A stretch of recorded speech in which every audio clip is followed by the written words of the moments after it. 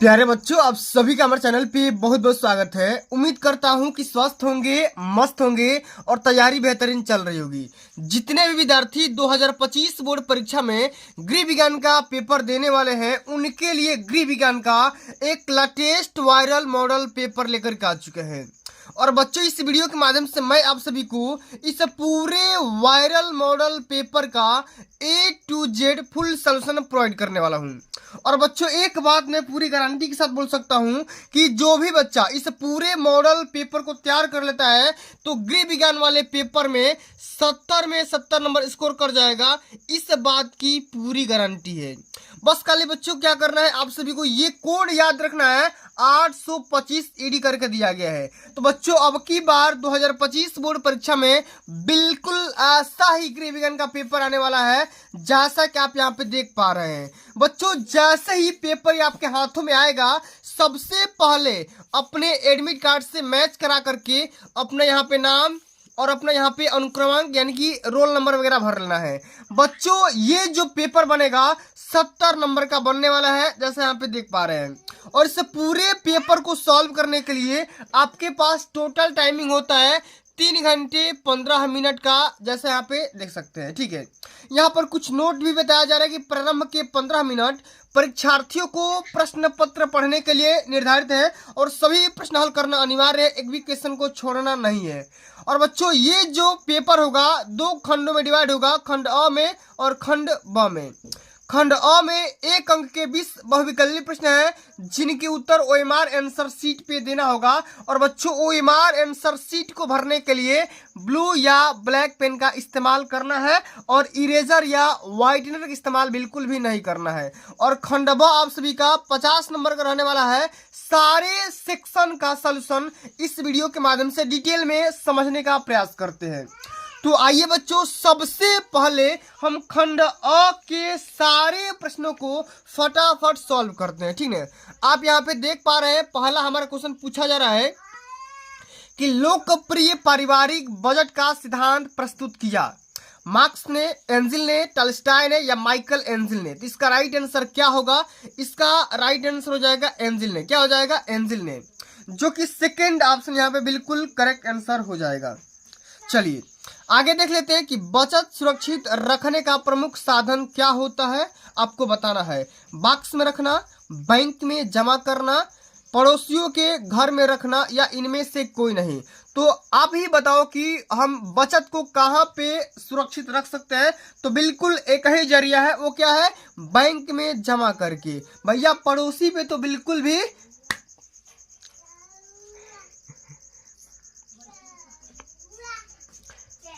बिल्कुल भी भरोसा नहीं करना है। ठीक है, चलिए आगे बात कर लेते हैं। अगला हमारा ये जो बहुत ही प्यारा क्वेश्चन पूछा गया है, जरा ध्यान से समझते हैं। कह रहा है कि राष्ट्रीय बचत पत्र किसकी योजना है? बैंक की, जीवन बीमा निगम की, डाक खाने की या उपरोक्त में से कोई नहीं। तो राष्ट्रीय बचत पत्र ये योजना है डाक खाने की। तीसरा ऑप्शन यहाँ पे बिल्कुल राइट आंसर हो जाएगा। आगे समझते हैं कि 2 किलोग्राम चीनी का दाम 90 रुपया है, तो 5 किलोग्राम चीनी का मूल्य क्या होगा? तो मेरे प्यारे भाई ध्यान से सुनना मेरी बात को। अगर 2 किलोग्राम, ठीक ना, चीनी का दाम 90 रुपया है, तो आपको 1 किलोग्राम चीनी का दाम पता होना चाहिए। 90/2 कर देंगे तो 45 रुपया प्रति केजी निकल करके आ जाएगा। अच्छा, क्वेश्चन में आपसे ये बोला जा रहा है कि 5 केजी चीनी का दाम निकालो। तो भैया 45 में 5 से गुणा कर दोगे, 225 रुपया प्रति केजी आ जाएगा। 225 रुपया प्रति केजी निकल करके आ जाएगा। पहला ही ऑप्शन आपका बिल्कुल यहाँ पे राइट आंसर हो जाएगा। इसी प्रकार से आप सभी को सारे क्वेश्चन को डिटेल में समझाऊंगा और इसी प्रकार से सॉल्व भी करना है। ठीक है, चलिए। और PDF कहाँ से मिलेगा उसके लिए परेशान मत होना, मैं बता दूंगा एंड में। ठीक है, चलो। कह रहा है कि 1 लीटर पेट्रोल का दाम 70 रुपया 75 पैसा है, तो 15 लीटर पेट्रोल का दाम क्या होगा? तो मेरे प्यारे भाई क्या कर रहा है, आपको 70 रुपया 75 पैसा में 15 से गुणा कर देना है। आओ करते हैं। तो यहाँ पे क्या हो जाएगा? 70.75 गुणे का 15। ठीक है, अब गुणा कर लो 5 पचे 25 के 5 हासिल 2 और 5 7 35 और यहाँ पे 2 37 हो जाएगा क्योंकि ये 5 से 0 हो जाएगा, ठीक है। और 5 7 का 35। अब 1 से गुणा करोगे तो यह आ जाएगा 70 और यहाँ पे हो जाएगा 75। तो 70 और 75 इसी प्रकार से जोड़ दो, ये हो जाएगा 5 7 5 12 का 2, 7 3 10 से 11 और 5 1 6 और 7 3 10 हो जाएगा और 0.2 स्थान पे लग जाएगा, यानी कि 161 रुपया 25 पैसा निकल करके आएगा। तीसरा ऑप्शन हमारा मैच कर रहा है, यही इसका राइट आंसर हो जाएगा, ठीक है। चलिए आगे देख लेते हैं। अगला क्वेश्चन कह रहा है कि कौन सा रोग जल के द्वारा फैलता है, खसरा, हैजा, टिटनेस या प्लेग। तो बच्चों जल के माध्यम से फैलने वाला रोग हो जाएगा हैजा। क्या होगा, हैजा हो जाएगा। सेकेंड ऑप्शन यहाँ पे बिल्कुल राइट आंसर हो जाएगा। चलिए आगे देख लेते हैं। अगला हमारा क्वेश्चन क्या कर रहा है कि विश्व पर्यावरण दिवस कब मनाया जाता है, 5 जनवरी को, 5 मार्च को, 5 जून को या 5 जुलाई को। तो विश्व पर्यावरण दिवस कब मनाया जाता है, 5 जून को मनाया जाता है। तीसरा ऑप्शन यहाँ पे बिल्कुल राइट आंसर हो जाएगा। और इस क्वेश्चन को याद कर लो क्योंकि यही पेपर में भाई टपकने वाला है, ठीक है। चलो देखते हैं अगला हमारा क्वेश्चन क्या कह रहा है कि वस्तु के जलने से गैस बनती है। अगर हम किसी भी वस्तु को जलाएंगे, ठीक है, तो कौन सी गैस मिलेगी आपको बताना है, कार्बन डाइऑक्साइड, नाइट्रोजन, ऑक्सीजन या ओजोन। तो वस्तुओं के जलाने से हमें कार्बन डाइऑक्साइड गैस प्राप्त होती है, यानी कि CO2 हमें प्राप्त होता है, ठीक है। तो पहला ये ऑप्शन क्या हो जाएगा, राइट आंसर होगा, ठीक है। चलो आगे समझ लेते हैं। कह रहा है कि कूड़ा करकट को निम्न या किन माध्यमों से निस्तारित किया जाता है, बताओ। कूड़ा करकट को कैसे हम कंपोजिट कर सकते हैं, डिस्पोज कर सकते हैं, आपको बताना है। गाड़ करके, जला करके, खाद बना करके या ये सभी तरीके लगा करके। तो कूड़ा करकट को हम गाड़ करके भी खत्म कर सकते हैं, जला करके भी खत्म कर सकते हैं और खाद बना करके, ठीक ना, कंपोस्ट बना करके भी इसका इस्तेमाल कर सकते हैं। यानी कि ये सब इसका बिल्कुल यहाँ पे राइट आंसर हो जाएगा, ठीक है। चलो आगे देख लेते हैं। कह रहा है कि संक्रामण रोग कैसे फैलता है। अच्छा, संक्रामण रोग का मतलब क्या होता है, ऐसा रोग जो बहुत तेजी से फैलता है। तो बताओ वायु के द्वारा फैलता ही है, जल के द्वारा फैलता ही है, संपर्क के द्वारा भी फैलता है और ये सभी क्या हो जाएगा, इसका राइट आंसर हो जाएगा। अगला क्वेश्चन कह रहा है कि घर में सिलाई करने से बचत होती है। अगर हम घर में सिलाई करते हैं तो हमें किन किन चीज़ों का बचत होगा आपको बताने हैं, समय की, धन की, कपड़े की या समय, धन एवं कपड़े तीनों की। तो बिल्कुल यहाँ पे राइट आंसर हो जाएगा डी नंबर, क्योंकि भैया समय का भी बचत होगा, मतलब कि अपने हिसाब से कम समय में कपड़ा सिल सकते हैं और जो हम पैसा दर्जी को देते हैं वो पैसा हमारे घर ही रह जाएगा, इसलिए हमारा धन का बचत हो जाएगा। और जो कपड़ा जब हम काटते हैं तो एक्स्ट्रा जो कपड़ा होता है उसकी हमें बचत हो जाएगी, यानी कपड़े की भी बचत हो जाएगी, यानी समय, धन और कपड़े तीनों की बचत हो जाएगी, ठीक है। अगला क्वेश्चन कह रहा है कि जल में घुलनशील विटामिन कौन सा है, vitamin A B C, vitamin B C, vitamin A D, vitamin E K. तो जल में घुलनशील विटामिन 2 हो जाएगा, विटामिन बी कॉम्प्लेक्स और विटामिन सी हो जाएगा, जो कि विटामिन सी किस में पाया जाता है, खट्टे पदार्थों में, यानी कि अचार में या संतरा में पाया जाता है, ठीक है। चलो अगला क्वेश्चन कह रहा है किसके प्रयोग से तुरंत ऊर्जा मिलती है, मतलब किसके सेवन से तुरंत एनर्जी मिल जाती है, विटामिन, प्रोटीन, ग्लूकोज या खनिज लवण। तो अगर आपको तुरंत एनर्जी चाहिए तो उसके लिए ग्लूकोज पीना पड़ेगा। सेकंड यहाँ पे तीसरा ऑप्शन यहाँ पे राइट आंसर होगा, ठीक है। चलो आगे देखते हैं। कह रहा है कि लौह तत्व की कमी से कौन सा रोग होता है, एनीमिया, रतौंधी, मेरेस्मस या टाइफाइड। तो भैया लौह तत्व की कमी से एनीमिया नामक रोग हो जाता है, ठीक ना, एनीमिया नामक रोग हो जाता है, ठीक है। चलो आगे देख लेते हैं, एक बार इसको चेकआउट कर लेना, ठीक ना, गूगल के माध्यम से।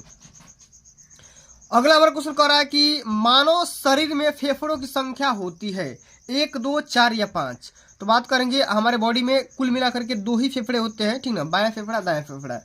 चलो आगे देख लेते हैं कि कौन सी वस्तु का प्रयोग अस्थि भंग में अधिक रक्तस्राव रोकने के लिए किया जाता है। अच्छा, रक्तस्राव का मतलब क्या होता है, ब्लड का बहना, ठीक ना, ब्लड का बहना। कौन सी वस्तु है अगर ब्लड बहेगा तो उसको कंट्रोल कर सकता है, बर्फ का प्रयोग करके नहीं भाई, ठीक ना। बर्फ कुछ टाइम के लिए रोक सकता है, लेकिन ज़्यादा कट जाएगा तो बर्फ वहाँ पे काम नहीं करता है। वैसे आप लोग नोटिस किए होंगे जो नाई होता है, बार्बर होता है, वो दाढ़ी बनाता है तो कहीं ना कहीं बाल कट जाते हैं, दाढ़ी कट जाता है, तो थोड़ा मोड़ा बर्फ का इस्तेमाल कर सकता है।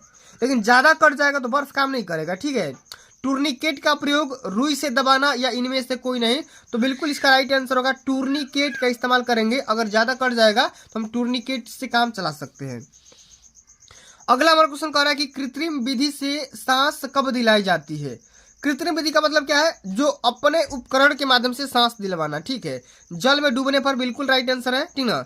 फांसी लगाने पर, अगर कोई इंसान फांसी लगाता है उस कंडीशन में उसको सांस लेने में तकलीफ होता है, दिक्कत होता है, परेशानी होती है, उस कंडीशन में आप कृत्रिम विधि के माध्यम से सांस दिलवा सकते हैं, ठीक है। उसके बाद से दम घुटने पर भी सांस दिलाया जाता है, ठीक है। यानी कि तीनों कंडीशन में कृत्रिम विधि से सांस दिलाया जा सकता है। बर्फ की टोपी का प्रयोग किया जाता है। अच्छा, बर्फ की टोपी का इस्तेमाल कहाँ किया जाता है आपको बताने हैं। तेज ज्वर में, तीव्र वेदना में, हड्डी टूटने पर या मोच आने पर।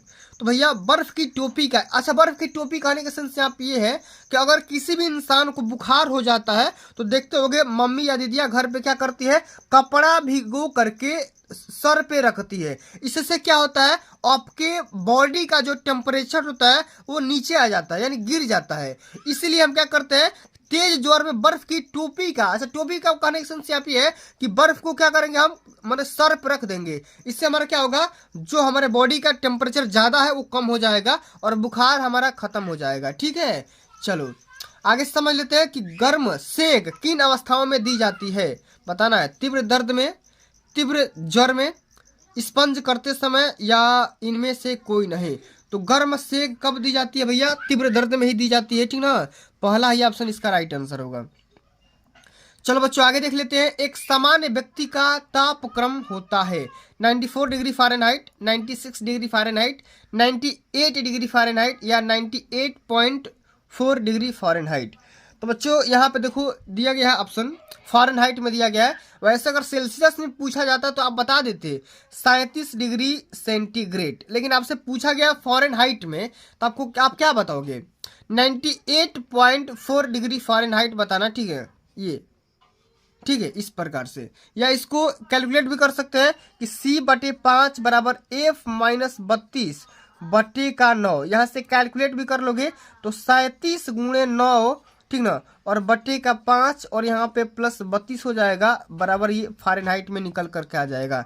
इसको जोड़ भी लोगे तो कितना आ जाएगा, इससे कटा लोगे तो 5 × 7 = 35, ठीक ना, और ये बच जाए कितना 5 × 7 = 35 और बच गए यहाँ पे कितना 35 2 और 5 के 20 और 4 9 36 के 6 और 9 7 63 और 63 और 3 कितना हो जाएगा भाई 63 3 66 और 32 जोड़ दो, यहाँ पे कितना आ जाएगा 6 8 और यहाँ पे कितना आ जाएगा 9। तो 98.6 होगा, तो यहाँ पे 4 लिखा गया है तो 98 यहाँ पे 6 लगा लेना, ठीक है।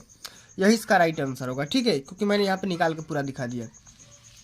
चलो अब बच्चों आगे देख लेते हैं खंड ब, जो कि 50 नंबर का पूछा जाता है। 21 से लेकर के 26 तक अति लघु उत्तरी है, 2 नंबर के क्वेश्चन होंगे, 25 शब्द में लिखना होगा, ठीक है। कह रहा है क्वेश्चन कि एक अच्छे बजट की 2 विशेषताएं लिखिए। अच्छा कौन कौन सी विशेषताएं होती है आपको यहाँ पे लिखना होगा।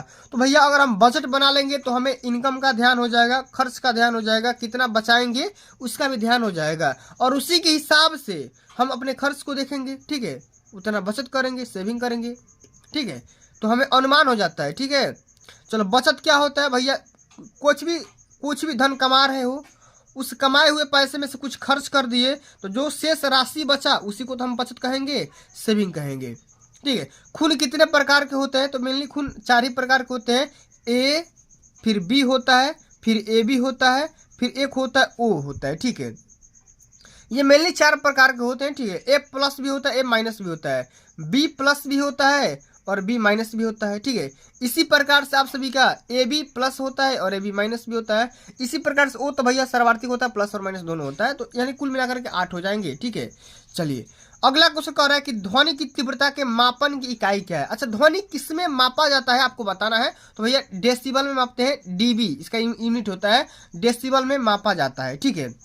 अगला क्वेश्चन कह रहा है कि कचरा प्रबंधन के लिए सर्वप्रथम क्या उपाय किया जाना चाहिए। तो सबसे पहले जो हमारा कचरा होगा उसको एक साथ बटोर के यानी कि कलेक्ट करके उसको कहीं एक जगह पे निस्तारित किया जाता है, ऐसा नहीं कि फैला दो, ठीक है भाई, गड़बड़ हो जाएगा और वातावरण दूषित हो जाएगा, प्रदूषित हो जाएगा, ठीक है। चलो, चिकनगुनिया क्या होता है भैया, चिकन पॉक्स क्या होता है, इसमें स्किन पे मैंने कई बार बता रखा है कि चकता टाइप का पड़ जाता है, ठीक ना, महारानी जी इसको बोलते हो, ठीक है। चलिए आगे समझ लेते हैं। 27 से लेकर के 31 तक जो हमारा क्वेश्चन होगा लघुत्तरी होगा और 50 शब्द में देना होगा। हर एक क्वेश्चन 4 नंबर का रहने वाला है। ध्यान से समझते हैं कि क्वेश्चन को, सारे क्वेश्चन को तैयार करना है, ठीक ना, जितना क्वेश्चन बता रहा हूँ।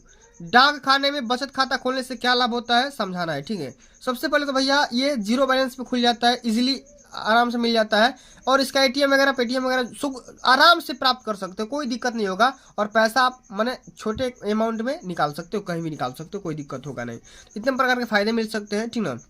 चलिए, मानव जीवन के लिए जल के कार्यों को और उपयोगिता के बारे में बताइए भाई। सबसे पहले जल का काम क्या होता है, हमें खाना बनाने में, नहाने में, कपड़ा धोने में, सिंचाई करने में, ठीक ना, तमाम प्रकार के भाई। ब्लड में जो हमारा मतलब अगर ये बात करेंगे हमारे बॉडी में, तो 70% जो हिस्सा है वो जल का ही है। तो भाई जल ही जीवन है, इसके बारे में क्या ही कहा जाए, ठीक है। जितना लिखोगे उतना ही कम है, ठीक है। चलो, अथवा करके दिया गया कि हमारे लिए जल क्यों आवश्यक है, क्यों जरूरी है, आपको मैंने बता ही दिया। मक्खियाँ किस प्रकार रोगों के वाहक का काम करती है, और मक्खियाँ के द्वारा कौन कौन से रोग फैल सकते हैं, तमाम प्रकार के रोग हो सकते हैं, ठीक ना, कई बार मैंने बता रखा है, ठीक है। अथवा करके दिया गया है कि पर्यावरण संरक्षण के लिए जनता को कैसे जागरूक कर सकते हैं। सबसे पहले भाई वनों की कटाई नहीं करना है, पानी को सही जगह पे निस्तारित करना है, बहाना है, कम यूज करना है, ठीक ना, जितना आवश्यकता उतना ही यूज करना है, ठीक ना, और वातावरण को दूषित नहीं करना है। तमाम प्रकार के उपाय यहाँ पे बताए जा सकते हैं। अगला क्वेश्चन है कि रोग प्रतिरोधक क्षमता या रोग प्रतिरक्षा से आप क्या समझते हैं।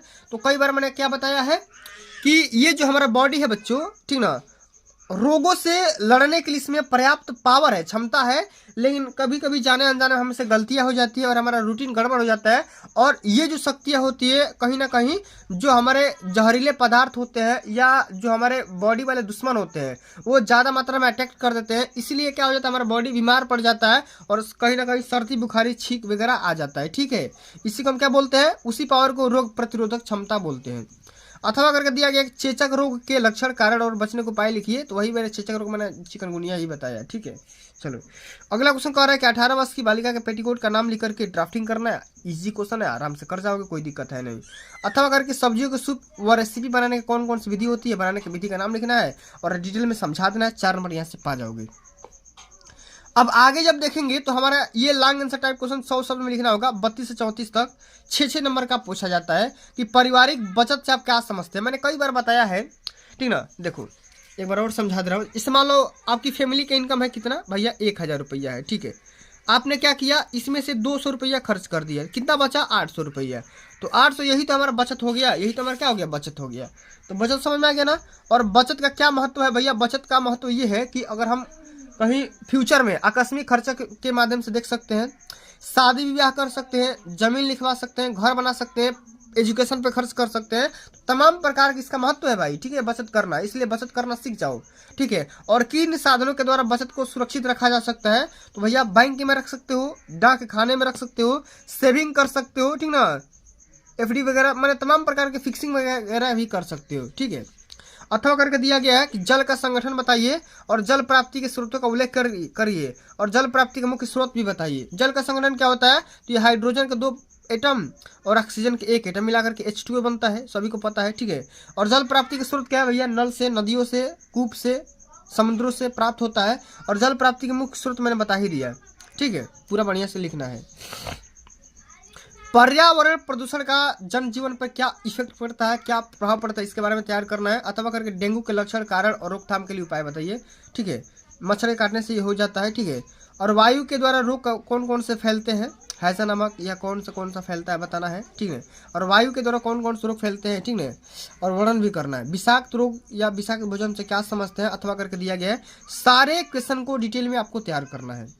तो मेरे प्यारे भाई, अगर आप इस प्रकार से क्वेश्चन को डिटेल में तैयार कर लेते हैं और सारे क्वेश्चन को बहुविकल्पी हो या लॉन्ग आंसर टाइप क्वेश्चन हो, अगर बढ़िया से तैयार करके चले जाते हैं, ठीक है, तो आप सभी का होम साइंस वाले पेपर में एक भी नंबर ना कटेगा और पूरा का पूरा नंबर यहाँ से पा जाओगे। इस बात की मैं पूरी गारंटी ले सकता हूँ, ठीक है।